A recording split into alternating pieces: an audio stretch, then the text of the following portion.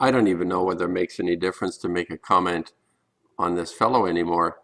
I used to listen to him actually, and there are many things he says that make sense, the sort of practical lifestyle choices that people make. And he's made a lifestyle choice of living in the country somewhere and growing his own food. That's fabulous. But here's, you see this, I knew there was something wrong always, other than the fact that he appears to be somewhat of a narcissist to me.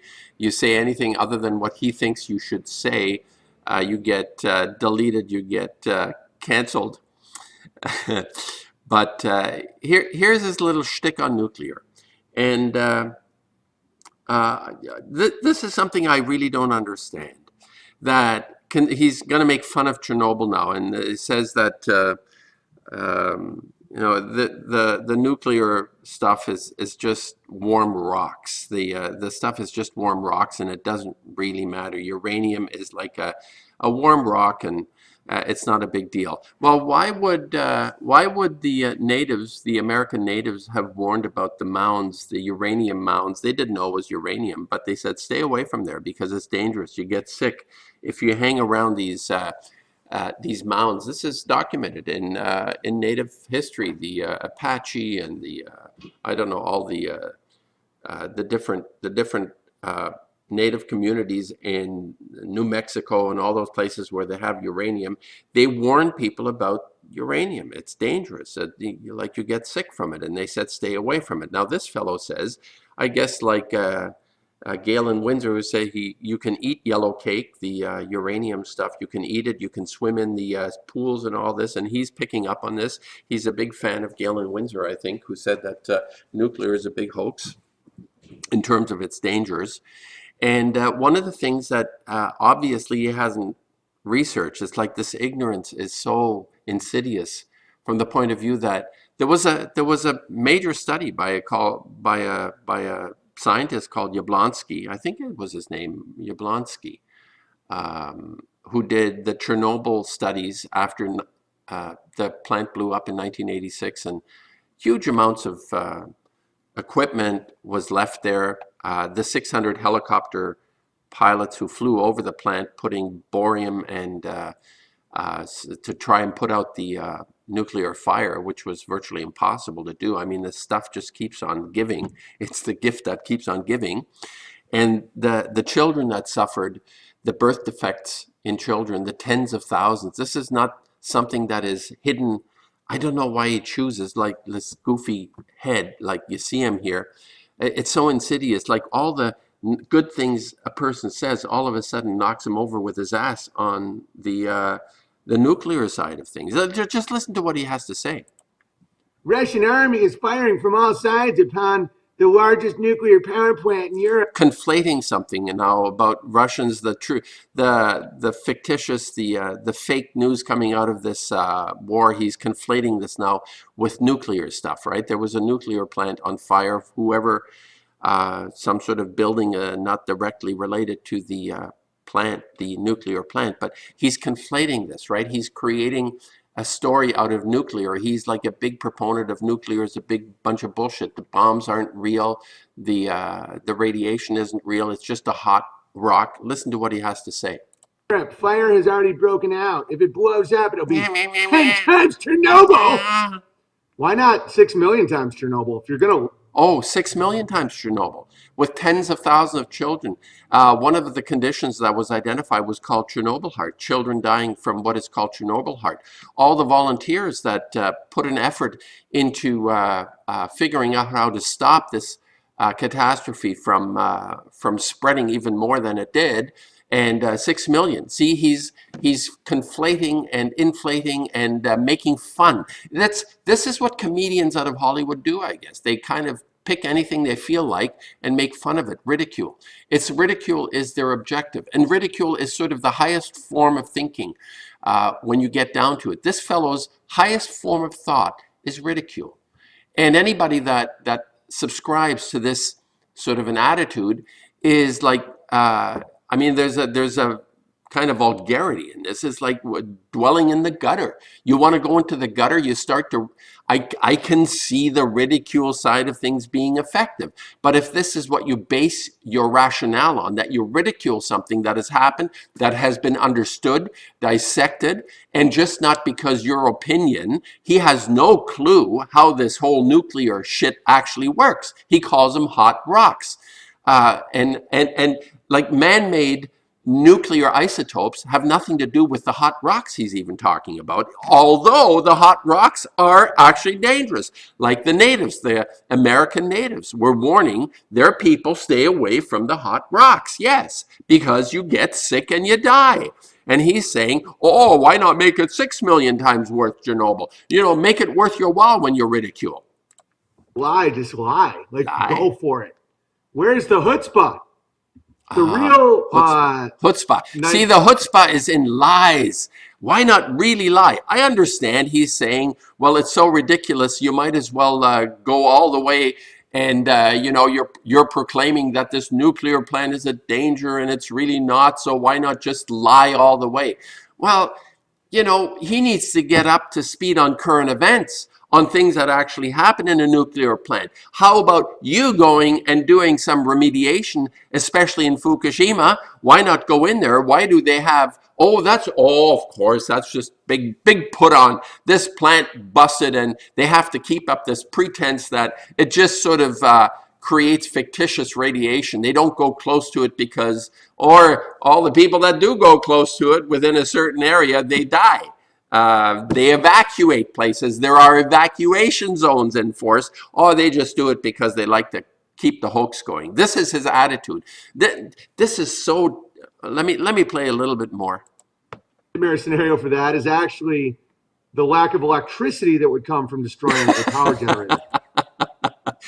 I guess he hasn't figured this out yet, that it's nuclear provides in the US 20% of electricity and worldwide 6%. And they say it's the only way that will solve our problem about electricity because it's so efficient, it's so safe, it's so clean and so cheap, the electricity from it. Well, the fact is, officially it's less than 20% in the US and they have the most nuclear plants on Earth. And it's only 20%. How could that be? Electricity. Well, where is the other 80% coming from, you numbnut? Where is the electricity coming from? Well, it's coal. It's coal. It's like a gas. It's gas burning. It's, I guess, some renewables.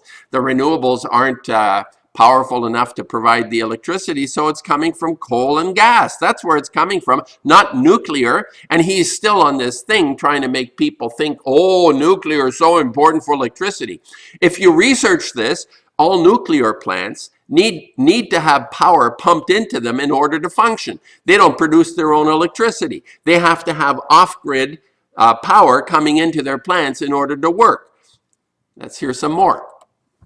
All it is warm rocks, guys. All uranium is warm rocks. Yeah, warm rocks. Before man puts them into reactors, puts them into fuel rods, and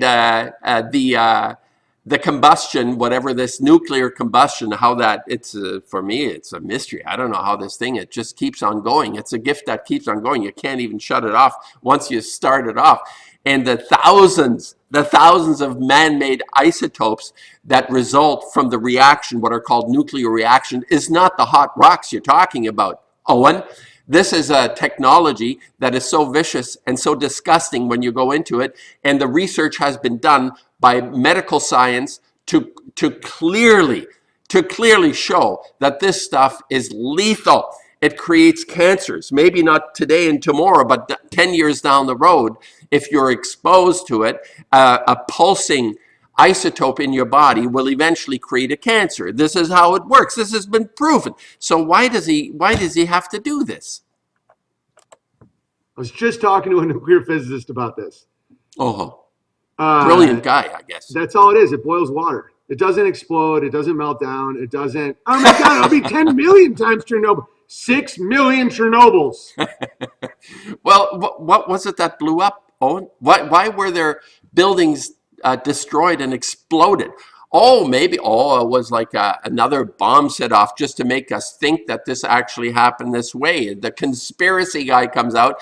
Fukushima blew up because they lit bombs underneath it. After a big wave covers the plant, the diesel generators conk out because they have to provide power from outside in order to work. The diesel generators blew up or didn't function anymore after the wave, the tsunami came over them, and the plants blew up. 3 of those plants blew up, and the 4th, a fuel pool, also blew up, and it left the building in shambles. How about answering those questions before doing this?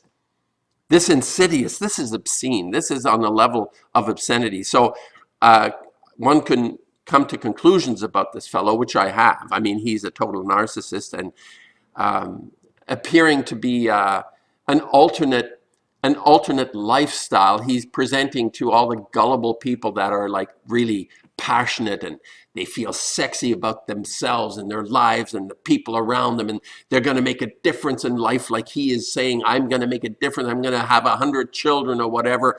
If I feel sorry for the same wife if it's that many children. I'm just saying this is so insidious. What else does he have to say? There is a threat there. Oh, yeah? You know, the threat could be, it doesn't burn. It's warm rocks. That's it. Imagine a rock that's really warm and over like it doesn't burn. Oh, that's brilliant. He's relating it to fire, like a hot fire. It doesn't burn. Well, what is radiation? What is nuclear radiation? Benjamin, you can stand beside it and not feel the burn of fire, but you're getting exposed to a form of burning. It's a figure of speech. It's like you're not burning up directly from the radiation, but it is radiating. Well, like fire radiates warmth. Nuclear energy radiates the radiation from isotopes that are losing. What are they doing? They're losing their energy. They're disseminating themselves into the environment it's a figure of speech. It's not burning like a fire, but it is burning. Extremely long period of time, it slowly gets cooler. That's all it is. It's like a lighter has more radiation coming off. Oh Actually, my God! No, like bananas. Off a lot of uranium, but yeah, bananas. When they say radiation, they're not technically lying because it's infrared. It's heat. Oh yeah, really? It's heat. On Greenland, getting ready for the nuclear dust. Oh yeah. Well, that's why I break these spells, because it's huge for you in the future. You will be able to benefit from blood in the streets. That's why this was originally called Blood in the Streets. Right now, they're manufacturing blood in the streets in Russia to buy it up. But the real blood in the streets happens when you have tons of immoral, broken people under horrible spellcraft. Well, okay, I'll leave it there. Some things are actually worthwhile being afraid of. I know that what he's talking about are the manufactured realities that we're facing, especially with the shit show of COVID and all that stuff. And he's conflating it with the nuclear thing. I don't know why he feels a need to go there and discredit everything he says. He's totally discredited here because the research is solid. It's there. I'll attach under this video the studies out of Chernobyl. There's another fellow that I'm not really crazy about. He's called Mousseau. Timothy Mousseau, who did epidemiological, like the bug studies in Chernobyl. He says there is no microscopic life in Chernobyl. Well, why is that? Why is that, Owen? Why are there no microscopic creatures in Chernobyl? What happened to them? Where did they go? Oh, well, Ackerman, you know what? There's like wolves and deer and all these animals. They're thriving. Well, they're thriving because they're like roaming creatures that come in from all over the place, and there's no people there. It's an exclusion zone. So for them, it's like a free-for-all. But how long will they survive? How long do they live eating the shit that's growing there, which is radioactive? And why are there no microscopic why is there no microscopic life in Chernobyl? Ask yourself that. It's an important question, rather than to be so dismissive. Well, I can't watch this guy anymore. I'll stop it here.